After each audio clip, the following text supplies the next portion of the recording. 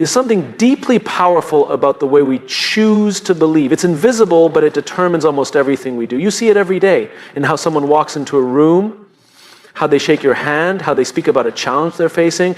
Belief isn't about having evidence, it's about carrying a posture, an attitude that says, I'm going to act as if things are going to work out even when there's no proof yet. And that belief, that mindset, shapes behavior more than circumstances ever could. Think about this. Two people are faced with the same challenge. One believes they'll fail, the other believes they'll figure it out. Same problem, two completely different responses. The first hesitates, they second guess, they avoid. The other leans in, they ask questions, they try things, they adapt. It's not that the second person is smarter or more talented, it's that they've already made a decision in their mind. This will work out, I just need to keep moving. And that belief changes how they behave. It fuels persistence, it fuels clarity, it fuels progress. We're often told to be realistic, as if realism is the same thing as resignation. But when people say be realistic, what they usually mean is don't expect too much. But I think that's a trap. Because the moment we lower our expectations to match our fears, our actions follow. When you believe something isn't possible, you stop trying, you stop exploring, you stop innovating. Not because the door is locked, but because you stop turning the handle. Belief isn't naive, it's strategic. It's the foundation of initiative. The best performers in the world, athletes, artists, leaders, they all operate from a deep internal belief that they're capable of rising to the moment. They don't wait for confidence to show up. They act first. Confidence follows action. It's built, not born. And belief is what allows you to take that first step, to act without the guarantee. I met someone recently who was navigating a difficult career transition. He had lost his job, had no clear path forward, and felt completely stuck. But then something shifted. Not externally. He didn't suddenly get a job offer or win the lottery. What changed was how he chose to approach the uncertainty. He told me, I'm going to treat this like the best thing that ever happened to me, even though it doesn't feel like that yet. That one sentence changed everything. He started networking differently. He showed up to interviews with more energy. He created opportunities instead of waiting for them to appear. 3 months later, he was in a role that wasn't just better. It was a perfect fit. But it didn't happen because of luck. It happened because of belief. When you act as if everything always works out for you, you start making decisions based on possibility, not fear. That doesn't mean you'll never feel afraid. It means you don't let fear dictate your choices. You learn to trust the process, to trust your resilience. You don't need to see the full path to start walking. You just need to believe the next step will lead somewhere worth going. There's a quiet power in people who move forward without certainty. They walk differently, not arrogantly, but with a kind of quiet resolve. It's magnetic. Others are drawn to them, not because they have all the answers, but because they seem anchored. They're not reacting to every storm. They've made peace with the unknown. They've decided in advance that things will work out. So they carry that decision with them into every room, every meeting, every set. And here's what's interesting. When you behave as if everything always works out, it often does. Not because the universe bends to your will, but because your belief leads you to behave in ways that create better outcomes. You show up. You stay longer. You keep the conversation going. You listen more deeply. You experiment more often. People like working with people like that. Doors open more easily for people who knock more often. It's not magic. It's behavior rooted in belief. We all carry stories in our minds. Narratives about who we are, what we're capable of, what we deserve. Some of those stories were written by other people. By teachers who doubted us, by bosses who overlooked us, by parents who projected their own fears onto us. But here's the truth. You get to rewrite the story. You get to decide what belief you carry into the world, and that belief will shape how you move and how the world moves in response. Acting as if everything always works out for you isn't about arrogance or delusion. It's about grounded optimism. It's about saying, no matter what happens, I'll find a way through this. I'll learn, I'll grow, I'll become stronger. And that's not pretending, that's preparing. That's choosing to believe in your capacity to rise even when the ground feels shaky. The people who inspire us most are never the ones who had it easy. They're the ones who kept going when things didn't make sense. The ones who chose belief in the face of uncertainty. They acted as if, not because they knew they'd succeed, but because they knew who they were wouldn't quit. That's what we remember. That's what moves us. So next time you face something uncertain, something unclear, remember, the most important decision isn't what you do, it's what you believe. Because belief shapes behavior and behavior shapes outcomes. Choose wisely. Choose to act as if it's all working in your favor, because the moment you do, you've already changed the game. We are storytellers, all of us. Whether we realize it or not, every day we're telling ourselves a story about who we are, what's possible, and how the world works. And the thing is, our brains believe it, not because it's true, but because it's familiar. Because we've said it enough times. This isn't just poetic, it's biological. Our brains are wired for narrative. They're constantly trying to make sense of the world, to create coherence. When something happens, good or bad, the brain asks, what does this mean? And depending on the story we're already telling ourselves, we'll give it a very different answer. Two people can experience the exact same situation. One says, see, nothing ever works out for me. The other says, this is just a detour, something better is coming. One person spirals, the other adjusts. Same reality, different interpretation. The difference isn't the situation, it's the story. And what's most important to understand is this: the story comes first. Behavior follows. The way we think influences the way we act, and the way we act influences the results we get. It's a cycle, and it starts with the words we repeat in our own minds. The brain doesn't question whether the story is useful. It just accepts it. So if the story we're telling ourselves is that we're unlucky, unworthy, or doomed to fail, the brain will start scanning the world for proof. It will find ways to validate that belief. It's not lying to us, it's just trying to help us make sense of the world through the filter we gave it. But the good news is, we can change the filter, we can tell a new story. We can choose to act as if everything always works out for us, not because we have the evidence, but because we want to give our brain a better target, a new lens, a more useful truth. Now, I'm not talking about blind positivity or ignoring real problems. I'm talking about perspective. I'm talking about choosing a story that empowers us to move, to try, to lead, to show up, even when the path is unclear. When we choose a better story, our brain starts to look for better answers. It gets curious instead of defensive, creative instead of defeated. I once worked with someone who had faced failure after failure in his startup journey. He was exhausted, burnt out. At one point he said, maybe I'm just not cut out for this. And I stopped him. I asked, what if the story you're telling isn't true? What if every setback is just preparing you for something better? And you just haven't seen it yet. He paused.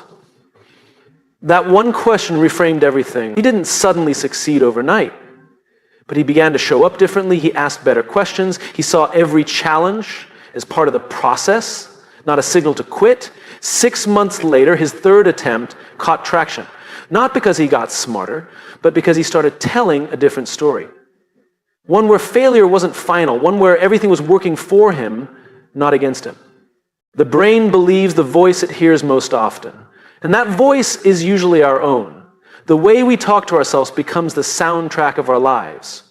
So when we choose to act as if things always work out, we're not pretending, we're programming. We're giving our minds a framework to respond with strength, not fear. This shift changes how we walk into meetings, how we deal with criticism, how we face rejection. If we tell ourselves that every rejection is redirection, then we no longer fear it, we embrace it. If we believe that every obstacle is an invitation to grow, we stop avoiding challenges and start seeking them out. The story gives the brain a job. Find the good, find the lesson, find the way forward. And because the brain wants to help, it starts delivering on that request. I think we often underestimate how much power we actually have over our own mindset. We wait for external validation to believe good things are coming, but the truth is, belief doesn't follow evidence, it creates it. When we believe that everything always works out, we act in ways that align with that story. We become more open, we build trust, we persevere longer, and those behaviors over time lead to outcomes that look a lot like things working out. Think about the leaders who've made the biggest impact in your life. Chances are they weren't the smartest or the most talented people in the room, but they had a way of making you believe, not in hype, not in fluff, but in possibility. They helped you see a version of the story where you mattered, where your contribution had meaning, where progress was possible. That's what great leaders do. They tell a better story, and they tell it so consistently that people begin to live into it. We can do that for ourselves too. We can become our own leader, not in some cliche self-help way, but in a grounded, practical way. When you wake up in the morning, you can choose what narrative you feed your mind. Is today a threat, or is it an opportunity? Is the challenge ahead a roadblock or a stepping stone? Are you unlucky, or are you in the middle of a great story that hasn't reached its turning point yet? The brain will follow your lead. It will believe what you repeat. So choose wisely. Speak to yourself the way you would to someone you care deeply about. Tell the story of resilience, of momentum, of trust. Act as if the best is yet to come. And not only will your mindset shift, but so will your actions, your energy, your results. Because in the end, the story we tell ourselves isn't just a reflection of who we are. It's a blueprint for who we're becoming. Tell a story worth believing and then live it. There's a common misunderstanding about optimism. People hear the word and immediately think of naivete, like optimism means ignoring reality or pretending everything is fine when it clearly isn't. But that's not optimism, that's denial.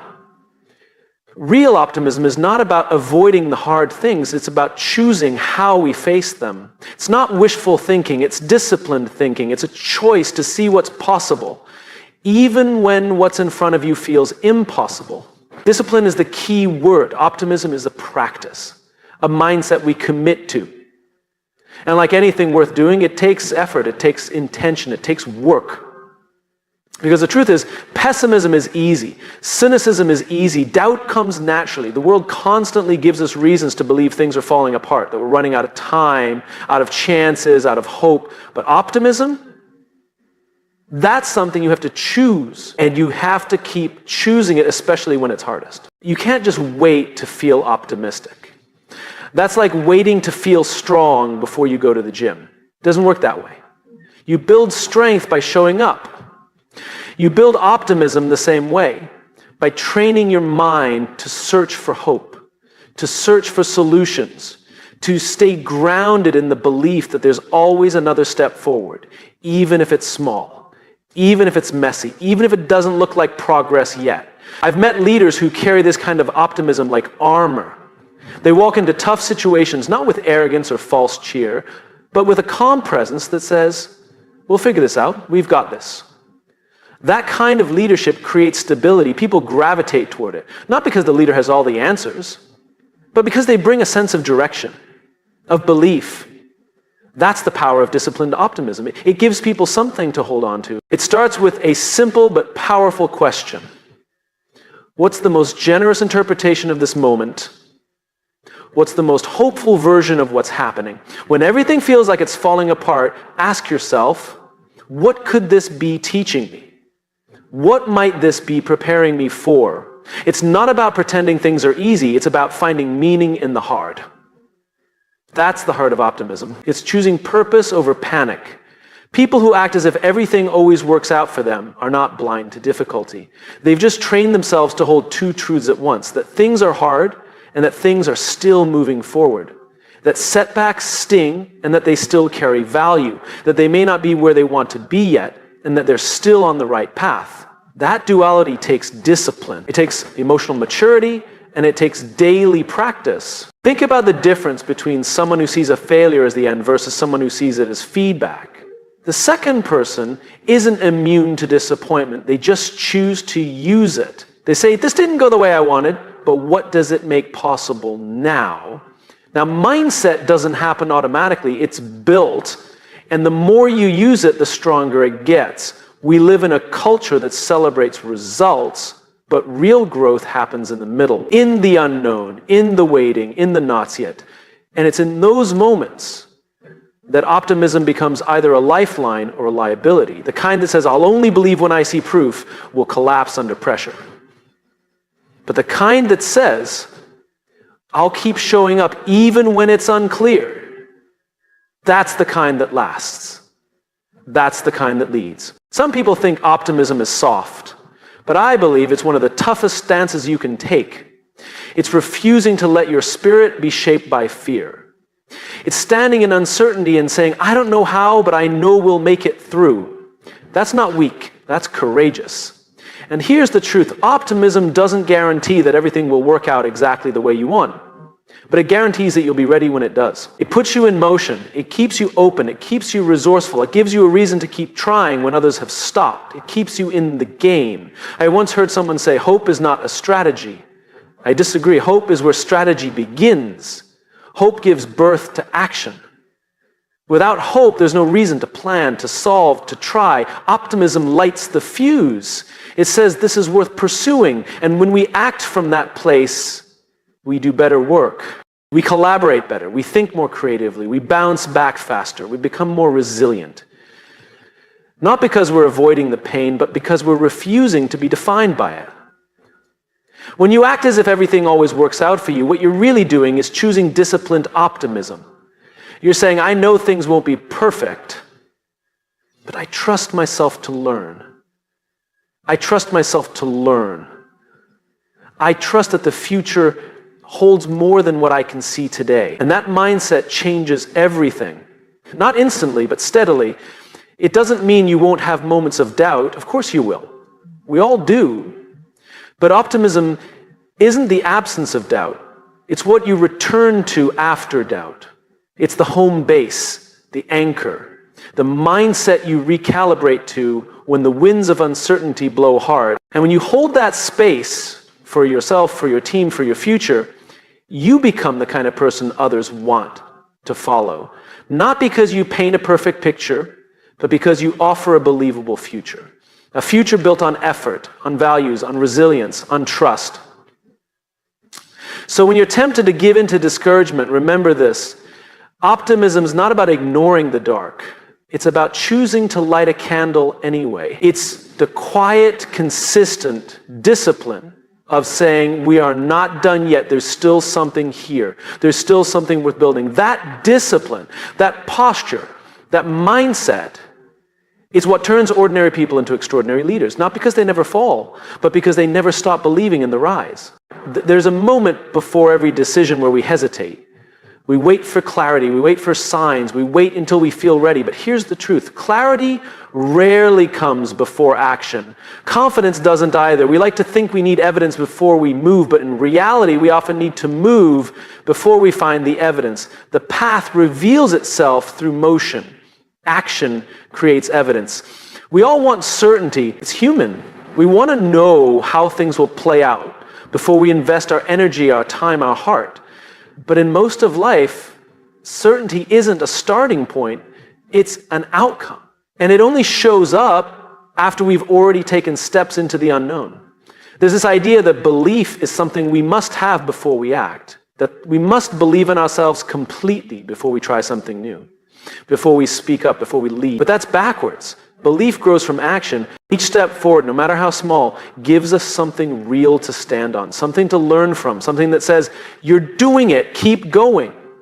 The people we admire, the ones who seem brave or bold or confident, they didn't wait until they felt certain. They moved anyway. They acted without a guarantee. And because they moved, they discovered something about themselves, about the world, about what was possible. When you act as if everything always works out for you, you begin to create that evidence in real time. It's not fake confidence. It's a choice to behave in alignment with the outcome you want before you have the proof. And when you do that, when you show up with energy, optimism, resourcefulness, the world starts to meet you with opportunities that wouldn't have shown up if you'd stayed still. Imagine standing at the edge of a foggy path. You can't see more than 5 feet ahead. You could wait for the fog to lift. But what if it doesn't? Or what if the fog only lifts as you walk? Every step forward reveals more. And that's how life works. That's how progress works. The movement is what makes the future visible. I've worked with people who spent years waiting for the perfect moment, waiting for the fear to go away, waiting for a green light from someone else. And what they realized, often painfully, is that waiting doesn't produce new data. It just strengthens doubt. The longer you wait, the louder your fears become. But when you act, even in a small way, you give your brain something new to work with. You interrupt the fear loop. Action disrupts the narrative of helplessness. It breaks inertia. It sends a message to yourself, I'm not stuck, I'm not powerless, I'm in motion. And that shift from passivity to agency, that's where everything begins to change. One of the most liberating truths is this. You don't have to feel ready to begin. Readiness is not a prerequisite, it's a byproduct. It grows with each action. You speak up in the meeting and suddenly you feel a little braver. You send the proposal, you realize you survived. You try, you fail, you learn, you adjust. And each cycle of doing builds your internal library of evidence. I can handle this, I'm stronger than I thought. Let me tell you about a woman I once coached. She wanted to start her own business. She had the idea, the passion, the vision, but she kept stalling. She said, I just need to be sure this will work. But what she really needed was movement. So I asked her to start small. Make one call, send one email, pitch one person. And what happened? She heard no a few times. But she also got a yes, and that one yes gave her more evidence than any amount of sitting still ever could. This is how momentum is built, through motion. Not giant leaps, just consistent, intentional steps in the direction of your vision. Each one adds weight to the belief that what you want is possible. Each one invites the world to respond. And often, the world does respond. Not always how we expect, but in ways that remind us we're not crazy for trying. But we have to stop treating action like a reward for confidence. Action is the engine. Confidence is what shows up after you've been in the seat for a while. And when you act from the belief that things are working out for you, you don't need immediate results to feel validated. You're not chasing proof, you're creating it. There's also something contagious about this mindset. When you operate from the assumption that things are unfolding in your favor, even when they don't look like it yet, you bring a different energy into the room. People feel it, they trust it, and often they join you. You start building a team, a movement, a culture around that energy. And all of it starts because you decided to move before the map was clear. Now, this doesn't mean you act recklessly. Disciplined action still includes reflection, strategy, patience, but it's forward motions. It says, I may not have all the answers, but I'll get better ones by engaging. You can't steer a parked car, but once you start rolling, you can course correct, you can adjust based on what the road gives you. When you look back at your own life, chances are the moments you're most proud of didn't begin with certainty. They began with risk, with a step into something new. And what gave those moments meaning wasn't the outcome, it was that you chose to act. That's what built your story. That's what gave you real data about who you are and what you're capable of. So if you're standing at the edge of something right now, an idea, a change, a challenge, and you're waiting to feel ready, remember this. Action creates evidence. And the evidence you're looking for won't come before you move. It's waiting on the other side of movement. When you act as if everything always works out for you, you're not gambling. You're practicing faith in your future. You're choosing courage over certainty. And that choice builds the foundation for the life you want, one step, one call, one decision at a time. So move, not because you're fearless. Move because you're becoming the kind of person who no longer waits for permission to begin. We don't always realize it, but every time we show up, every time we push through resistance, every time we move forward despite the unknown, we're not just doing it for ourselves, we're doing it for the people watching, the people looking for proof that it's possible, because one of the most powerful forms of leadership is simply being the evidence someone else needs to believe. You become the proof that the journey is worth it. In every room, in every company, in every family, there are people quietly watching, wondering, hoping. Can someone like me do this? Can I speak up and still be respected? Can I fail and still be worthy? Can I take a risk and survive it? And when they see someone else do it, someone who doesn't have all the answers, someone who's still figuring it out, it gives them something more powerful than advice. It gives them permission. That's what happens when you act as if everything always works out for you. You embody a mindset of possibility. You carry the weight of belief in a way that lifts others, not through grand speeches or empty motivation, but through your presence, your resilience, your consistency. You become a mirror that reflects potential back to people who have temporarily lost sight of their own. Think about it. When we're struggling, when we're unsure, we look for models. We scan the environment for people who've gone ahead, people who've navigated uncertainty and made it to the other side. That's why stories matter. That's why leadership matters. It's not just about authority or status. It's about demonstration. When someone takes the first leap, it lowers the psychological cost for everyone else. But here's the catch. You can't inspire belief in others if you're constantly waiting for external proof yourself.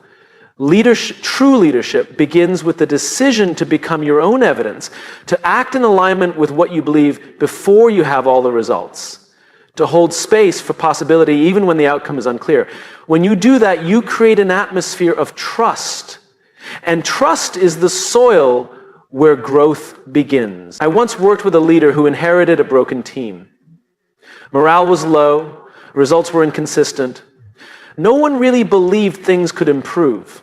The leader didn't walk in with a flashy strategy or a dramatic overhaul. Instead, she just started showing up. Calm, steady, present. She listened, she acted, she followed through, and over time, her behavior created a new story. One that said, we're not stuck, we're just getting started. People began to believe again, not because of a slogan, but because of her example. This is what it means to lead with evidence. You become the person who brings courage into the room simply by how you carry yourself. Not with perfection, not with certainty, but with conviction, with humility, with a willingness to go first. And in doing so, you help others find their voice. Now, some people hear this and think that's too much pressure. I didn't sign up to be someone's role model. But whether you signed up or not, people are watching. Especially the ones closest to you, your friends, your children, your coworkers. They're not looking for you to be flawless. They're looking for you to be real, to try, to fail and get back up, to navigate life with a sense of purpose that says, I may not control everything, but I control how I respond. And your response, that's what they remember, not the result, not the accolades, but the way you showed up. That becomes the blueprint they borrow from when it's their turn to take a risk. What's beautiful about this is that it's not about having a title. You don't have to be the CEO to lead this way. You don't have to be the loudest voice in the room. You just have to be consistent in your values, rooted in your belief, willing to be seen trying. That alone changes the temperature of every room you walk into. And here's something else.